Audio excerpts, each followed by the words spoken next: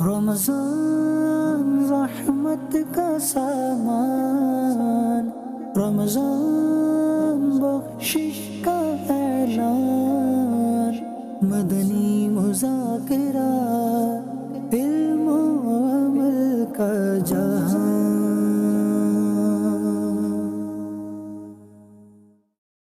الحمدللہ رب العالمین والصلاة والسلام علی خاتم النبیین، اما بعد فاعوذ باللہ من الشیطان الرجیم، بسم اللہ الرحمن الرحیم۔ الصلاة والسلام علیک یا رسول اللہ وعلی آلک واصحابک یا حبیب اللہ۔ الصلاة والسلام علیک یا نبی اللہ وعلی آلک واصحابک یا نور اللہ۔ فوائد سنت الاعتکاف، جب کبھی داخل مسجد ہونے کی سعادت پائیں اعتکاف کی نیت ضرور فرمائیں۔ نیت دل کے ارادے کو کہتے ہیں، دل میں نیت کر لیجئے میں نے سنت اعتکاف کی نیت کیا، معتکف ہو گئے۔ جب تک مسجد میں رہیں گے اعتکاف کا ثواب ملے گا، جب مسجد سے باہر نکلیں گے تو یہ نفل اعتکاف ختم ہو جائے گا۔ یاد رکھیے مسجد میں کھانا پینا، سونا، سحری، افطار، آب زمزم شریف پینا، دم کیا پانی پینا وغیرہ اسی صورت میں جائز ہوتے ہیں جبکہ اعتکاف کی نیت کی ہو۔ نہیں کی تھی، افطار کا ٹائم آ گیا، اب افطار نہیں کر سکتے مسجد میں، ہاں نیت کر لیجئے، اب افطار بھی کر لیجئے۔ تاہم مناسب طریقہ یہ ہے کہ نیت کرنے کے بعد اللہ کی رضا کے لیے نیت کریں اور اس کے بعد کچھ ذکر و درود کر لیں، چاہیں تو 12 بار درود شریف پڑھ لیں، اب بے شک افطار وغیرہ کر لیں۔ صلو علی الحبیب صلی اللہ علی محمد۔ مکتبۃ المدینہ کے رسالے ضیاء درود السلام پیج نمبر 8 سے فرمان آخری نبی صلی اللہ علیہ وآلہ وسلم نمبر 25، جسے یہ پسند ہو کہ اللہ پاک کی بارگاہ میں پیش ہوتے وقت اللہ پاک اس سے راضی ہو، اسے چاہیے کہ مجھ پر کثرت سے درود شریف پڑھے۔ صلو علی الحبیب صلی اللہ علی محمد۔ میرا نام محمد احمد ہے، میں کراچی سے بات کر رہا ہوں۔ میرے پیارے پیارے پاپا جان، میرا آپ سے یہ سوال ہے کہ میں نابالغ ہوں، میں نہ کسی کو پانی بھر کے دے سکتا ہوں، نہ تحفہ دے سکتا ہوں، نہ کوئی اپنی ذاتی چیز دے سکتا ہوں۔ میرے گھر والے مجھے منع کر دیتے ہیں اور میرا سب کی خدمت کرنے کا دل کرتا ہے۔ اس کے بارے میں کوئی حل بتائے کہ میں اپنی ذاتی چیز کسی اور کو دے سکوں۔ جواب ارشاد فرما دیجیے۔ جزاک اللہ خیر، اب مجھے میرے گھر والوں دعاؤں سے نواز دیجیے۔ اپنی ذاتی چیز تو شریعت نے اجازت نہیں دی تو میں کیسے اجازت دے دوں؟ نابالغ بچہ جو اپنی ذاتی چیز کسی کو گفٹ نہیں کر سکتا، خیرات نہیں دے سکتا۔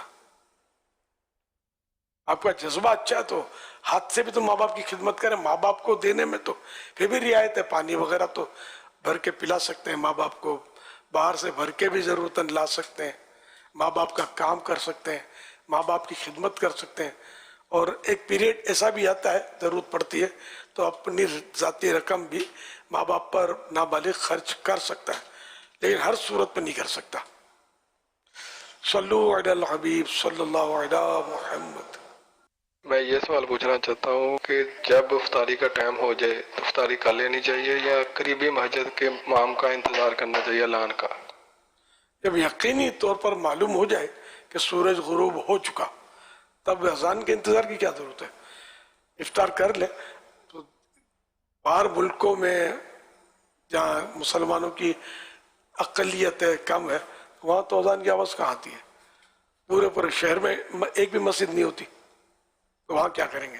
تو اذان سے افطار کا یا سحری کا تعلق ہی نہیں ہے۔ سحری میں بھی لوگ اذان ہوگا انتظار کرتے رہتے ہیں، تو جہاں اذان ہوگی آواز ہی نہیں آتی وہاں کیا کریں گے؟ بلکہ اب تو کراچی میں ایسے پلازے بن گئے کہ اذان کی آواز نہیں آتی۔ تو اصل نمازوں کے لیے اذان دی جاتی ہے اور روزوں کے لیے وقت ہے سحری اور افطاری کا، اور اب تو پورے پورے نقشے بنے ہوئے، ویب سائٹ پر دعوت اسلامی کی آپ ڈاؤن لوڈ کر لیں، نمازوں کے اوقات ہیں، اس میں سحری اور افطاری کے اوقات ہیں، اور دنیا بلکہ 27 لاکھ سے بھی زیادہ مقامات کے اس پہ مطلب ٹائم ٹیبل ٹائمنگز موجود ہے. صلو علی الحبیب صلی اللہ علیہ محمد. میرا نام محمد علی حسن اطواری ہے. میں لاہور سے بات کر رہا ہوں. پیارے پیارے میرے اہل سنت، میرا آپ کی بارگاہ میں یہ سوال ہے کہ آپ نے کتنے انبیاء کرام کے مزارات پر حاضری دی ہے؟ نبیوں کے سردار حضرت محمد رسول اللہ صلی اللہ علیہ وسلم کے دربار شریف میں تو حاضری سے مشرف ہوں. باقی اب مسجد خیف میں 70 انبیاء کرام بیان کیے جاتے ہیں کہ آرام فرمائیں، مزار ہیں ان کے، نظر نہیں آتے. وہاں مسجد کے باہر السلام علیکم یا انبیاء اللہ اس طرح ہم کہہ دیتے ہیں. اس طرح مطاف میں بھی ہیں، حتیم میں بھی انبیاء کرام کے مزارات یہ کتابوں میں لکھا ہوا ہے. تو یہ باہر سے یہ السلام علیکم یا انبیاء اللہ یہ کہہ دیتے ہیں. قریب سے باقاعدہ نشاندہی نہیں ہوتی کہ یہاں مزار ہے یہاں مزار ہے. حتیم میں بھی ہیں، جو میزاب رحمت ہے اس کے نیچے بھی مزار ہیں. تو یوں اگر ان کو 70 اور یہ جو ہیں روایت مان لیے جائیں پھر تو بہت سے نبیوں کے مزارات پر حاضری ہوئی. لیکن ہمارے مزار جو عرفن ہو کہ گنبد بنا ہو اور چادر چڑھی ہو اور مزار ہو، اس طرح کے مزارات انبیاء کرام پر گجرات میں جو ہیں وہاں بھی حاضری دی ہے، جو انبیاء کرام کی طرف منسوب ہیں مزارات. نبیوں کا معاملہ بڑا ہے کہ اس معاملے میں تھوڑا احتیاط کرنی ہوتی ہے. عوام کہہ دیں کہ نبی کا مزار ہے تو ایک دم سے مان لینا نہیں ہوتا جب تک کوئی سی پروپر تحقیق نہ ہو. سنو غیر نبی کو ہم مزار نبی قرار دے دیں. صحابہ کرام کے معاملے میں بھی سنی سنائی باتوں میں آ کر کسی مزار کو صحابی کا مزار نہ کہا جائے. اولیاء کرام کی بات دوسری ہے. اس میں بعض لوگ یہ کہتے ہیں کہ فلاں مزار فلاں نبی کے نام سے منسوب ہے. اب منسوب یہ جملہ احتیاط ہے. جیسے تبرکات میں منسوب کہا جاتا ہے، فلاں کا تبرک ہے، نبی کا تبرک، نبی صلی اللہ علیہ وسلم کا تبرک ہے یا مصلی ہے تو منسوب ہے.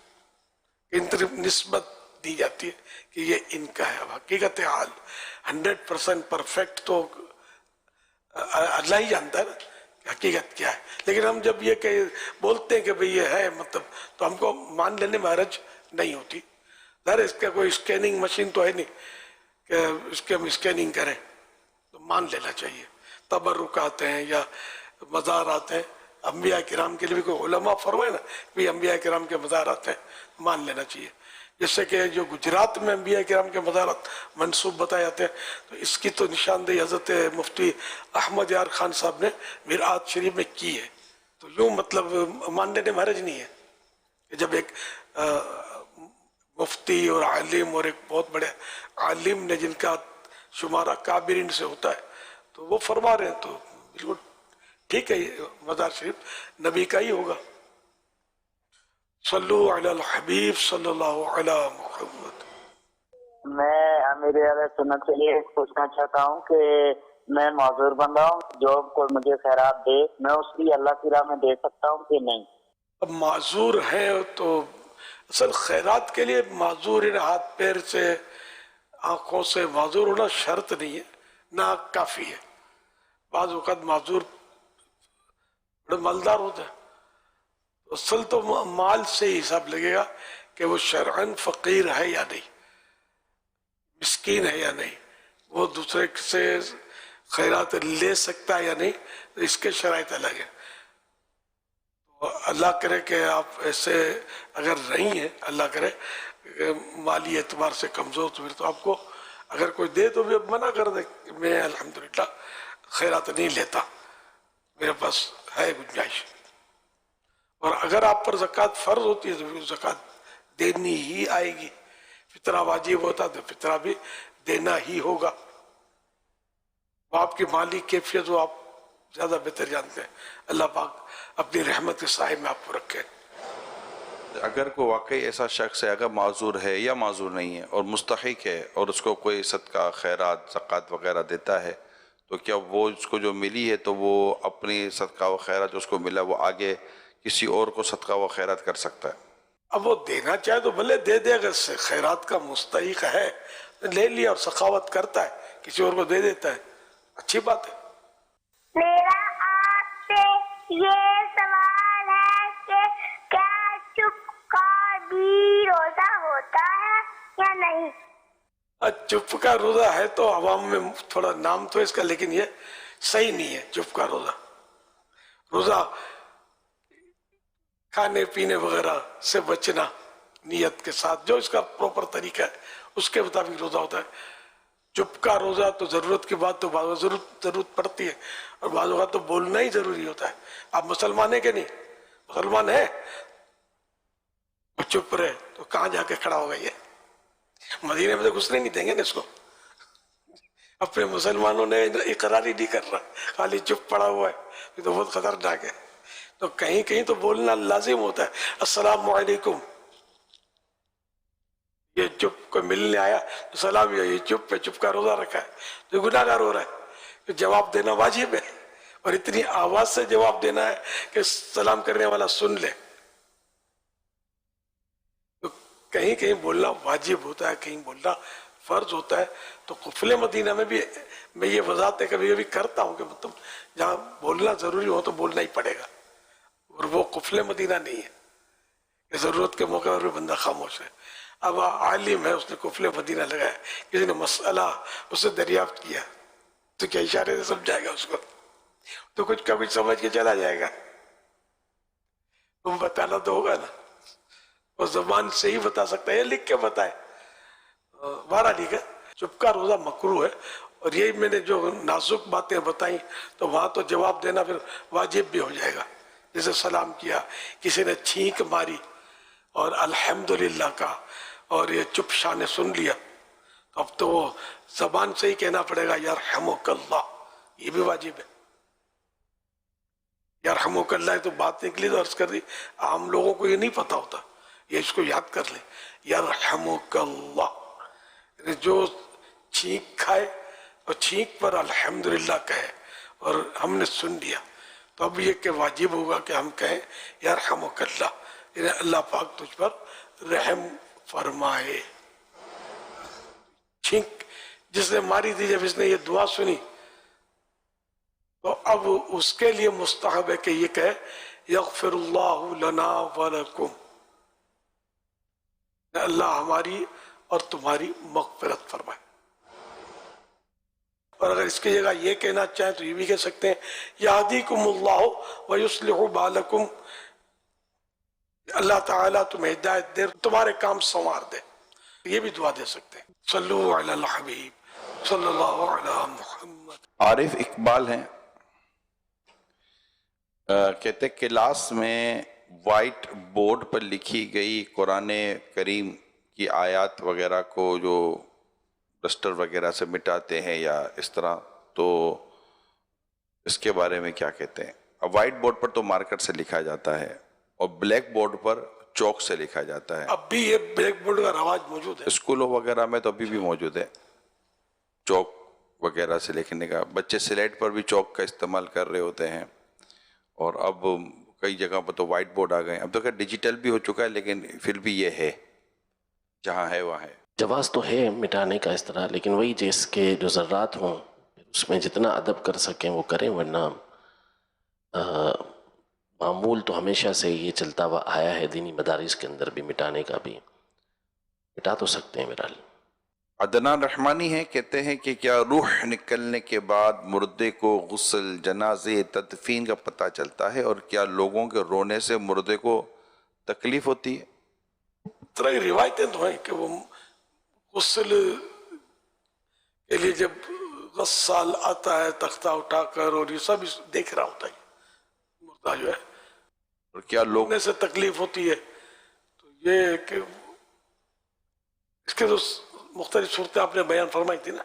مزمل نام ہے ان کا، یہ کہنا چاہتے ہیں کیا عبادت دعا سے تقدیر بدل سکتی ہے؟ یا وہ حدیث پاک ہے نا، الدعاء یرد القضاء، یعنی دعا تقدیر کو بدل دیتی ہے۔ اب تقدیر کی اقسام ہے اصل، ان میں بعض صورتوں میں بدلتی ہے، تقدیر بدل سکتی ہے۔ امام حسن کی ولادت مبارک ہو۔ خیر مبارک، ماشاءاللہ۔ میرا نام غلام طاہا ہے، میں لاہور سے ہوں۔ پیارے امیر سنت، آپ کی بارگاہ میں میرا سوال عرض ہے کہ کیا اسلامی بہن جو بچوں کو سپارہ پڑھاتی ہیں اعتکاف کے دوران کیا بچوں کو پڑھا سکتی ہیں؟ رہنمائی فرما دیجیے۔ اور کیا اس کے لیے پردہ آگے کر کے پڑھانا بہتر ہے جبکہ بچے نابالغ ہی ہوں؟ جواب ارشاد فرما دیجیے۔ نہیں، پڑھا تو سکتی ہے بچوں کو، اور اگر بچے پردے کے قابل نہیں ہیں، چھوٹے چھوٹے ہیں، نابالغ بچے ہیں، تو ان کے لیے پردے کی حاجت بھی نہیں ہے۔ اور جہاں اعتکاف کریں گی تو وہاں پردہ ڈالنا ضروری نہیں ہوتا۔ یہ فیضان مدینہ میں ہزاروں بیٹھے میں ظاہر ہم پردے کہاں سے ان کو پردے دیں گے؟ البتہ یہ کہ پردہ بھی ثابت ہے سرکار صلی اللہ علیہ وسلم سے، سنت بھی کہہ سکتے ہیں اس کو، لیکن یہ کہ جہاں مطلب اکیلا آدمی ہو، دو آدمی ہو، تو وہاں بھلے پردہ ڈال لیں مسجد میں، لیکن یہ کہ اجتماعی اعتکاف جہاں ہوتے ہیں وہ پردے کا ظاہر موقع نہیں ہوتا، یا پردے ڈالنے تو کیسے مطلب مشکل ترین معاملہ ہے۔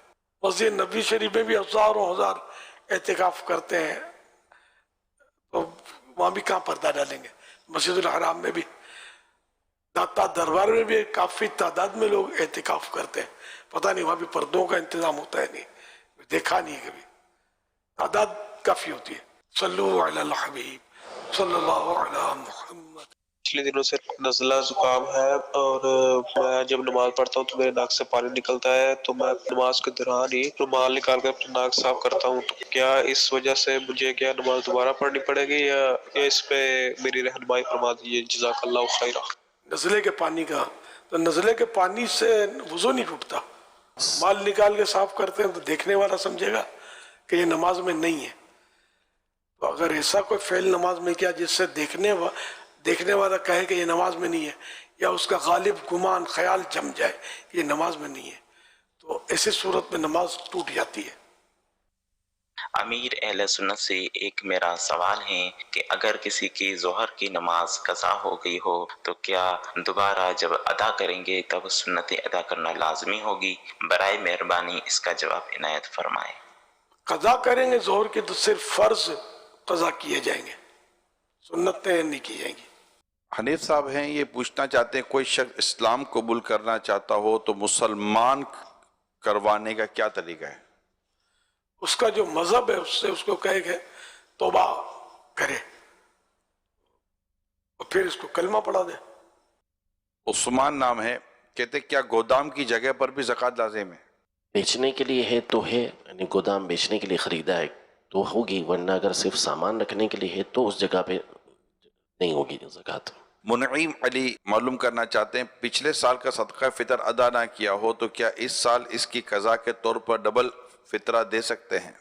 قضا نہیں ہے صدقہ فطر کی، جب کریں ادا ہی ادا ہے، اور یہ بھی ضرور نہیں کہ پھر یہ کہ عید کو ہی ادا کریں، رہ گیا تو عید کے بعد جب بھی آپ کے دینا چاہے آپ دے سکتے ہیں۔ بہتر یہ کہ عید کی نماز کے لیے جاتے ہوئے ادا کریں، مطلب پچھلا بھی سال بھی ایک ساتھ ملا کو بھی دے دیں۔ نہیں، پچھلے کے لیے اب یہ نہیں رہا کہ اب عید کی نماز کے لیے جاتے رہے، وہ تو لیٹ کر چکا ہے، ابھی بھی دے دیں، اب بالکل اس میں تاخیر نہیں کرنی چاہیے۔ ٹھیک ہے۔ یہ محمد الطاف ہے، لیکن گناہ نہیں ہے تاخیر کرنا۔ محمد الطاف ہے، کہتے ہیں کہ بچوں کو جو پیشاب وغیرہ کروانے کے لیے لے جاتے ہیں تو دلوانے وغیرہ کے لیے، تو کیا اس سے وضو ٹوٹ جاتا ہے؟ نہیں ٹوٹتا۔ بلال احمد ہیں، معلوم کرنا چاہتے ہیں کہ عورت کا شاپنگ مال وغیرہ ایئرپورٹ وغیرہ پہ کسی نامحرم مرد کے سامنے نماز پڑھنے کا کیا حکم ہے؟ یعنی جو عورتیں ایئرپورٹ پہ ہیں یا کہیں ہیں، نماز کا وقت ہو گیا، نماز اب اگر واقعی سی پردہ نشین ہے تو بھلے نقاب ڈال کے بھی تو پڑھ تو سکتی ہے، پردہ تو کرنا ہی چاہیے ظاہر عورت کو۔ یعنی جہاں غیر محرم جی اس کو دیکھ رہے ہوں تو وہاں چہرے پر یہ کپڑا رکھ کر نماز پڑھ لے جب کوئی دوسری جگہ نہ ملتی ہو۔ ٹھیک۔ صلو علی الحبیب صلی اللہ علی محمد۔ میرا سوال یہ ہے کہ لیور ٹرانسپلانٹ پیشنٹ دوائیاں لیتے ہیں، میڈیسن لیتے ہیں، بیسک اس ٹائم پہ ڈاکٹر اسے کہتے ہیں، تو کیا اس پہ روزہ کیسے ہو سکتا ہے؟ وہ فدیہ دے سکتا ہے یا اسی ٹائم پہ میڈیسن صرف لے سکتا ہے یا کوئی اور کسی حل ہو؟ لیور ٹرانسپلانٹ جن کا ہوتا ہے تو ان کی میڈیسنس کے ایشوز کا یہ سوال کیا ہے کہ پھر ایسے موقع پہ ان کو میڈیسن جو لینی ہوتی ہے ڈاکٹر ان کو جو میڈیسن ٹائمنگ ایڈوائز کرتے ہوں گے تو کیا اس کے مطابق یہ فدیہ دے گا، کیا دے گا؟ یعنی کیا مستقل اب دوا لینی پڑے گی اس کو؟ اصل میں یہی میں سوچ رہا تھا کہ اب ڈاکٹر سے بات نہیں ہو سکتی کہ ٹائمنگ کا سیٹ کر لیا جائے افطار کے بعد اور سحری سے پہلے، کیا یہ پاسبلٹی ہے؟ یہ پتہ نہیں ہے، یہ مجھے بھی تو مجھے سوال میں ایسا لگا کہ کہیں سوال نکلتا تھا. اب پتہ ہو یا نہ ہو، بہرحال یہ کہ مریض کے لیے فدیہ نہیں ہے، فدیہ صرف شیخ فانی کے لیے. شیخ فانی اس بوڑھے کو کہتے ہیں کہ بڑھاپے کی وجہ سے اب اس کو اتنی کمزوری ہو گئی کہ یہ نہ اب روزہ رکھتا ہے نہ آئندہ روزہ رکھنے کی اس کو طاقت آنے کی امید ہے، تو ایسی صورت میں یہ اس پر فدیہ واجب ہے. اس کے باوجود اگر طاقت آ گئی تو روزے قضا کرنے ہوں گے، اور یہ فدیہ جو یہ اس کا یہ نفل صدقہ ہو گیا. اور اگر اس طرح کر سکتا ہے کہ گرمی میں نہیں رکھ سکتا، سردی میں رکھ سکتا ہے، تو پھر گرمی کے رمضان کا سردیوں میں قضا کر لے، تب بھی اب صورت میں بھی فدیہ نہیں ہے اس پر، مریضوں کے لیے فدیہ نہیں ہے. اگر کوئی ایسا مریض ہے جیسا یہ کہہ رہے ہیں اور اس کو ڈاکٹر نے انہی ٹائمنگ میں ہی یا اسی ٹائمنگ میں ان کو دوا لینی ضروری ہے جو ایک روزے کے ٹائمنگ ہوتے ہیں، اور اس کی صورت میں اگر وہ روزہ نہیں رکھ پاتا تو پھر اس کے لیے کیا حکم ہے؟ اب خوف خدا والا ڈاکٹر ہے، کوئی تجربہ کار ماہر ڈاکٹر، اور وہ یہ کہتا ہے تو اس کی مانی جائے گی. یا خود مریض کو تجربہ ہے کہ میں دوا نہیں کھاؤں گا تو میرے کو یہ تکلیفیں ہو جاتی ہیں، مرض بڑھ جاتا ہے، یا مریض دیر سے اچھا ہوگا وغیرہ، ایسی کوئی مجبوریاں ہیں، تو اس صورت میں روزہ قضا کر سکتا ہے، معاف نہیں ہوگا، روزہ بعد میں رکھنا ہوگا. میرا سوال یہ ہے کہ کیا باپ اپنی بیٹی کو زکوٰۃ دے سکتا ہے، زکوٰۃ یا فطرانہ؟ اور اگر اس بیٹی کی شادی ہو گئی ہو، وہ دوسرے گھر میں چلی گئی ہو، مستحق ہو، زکوٰۃ کی ضرورت مند ہو، تو کیا باپ اپنی بیٹی کو اس صورت میں زکوٰۃ یا فطرانہ دے سکتا ہے؟ نہیں دے سکتا. میرا سوال یہ ہے کہ اگر ہم مسجد میں جاتے ہیں، جماعت کھڑی ہو، ہم راستے میں نیت کر لیں اور جماعت کے ساتھ اللہ اکبر پڑھ کے نماز شروع کر دیں تو ہماری نماز ہو جائے گی؟ اگر کوئی واپس نیت تبدیل نہ ہوئی ہو تو ایسی صورت میں نماز ہو جائے گی. صلو علی الحبیب صلی اللہ علی محمد.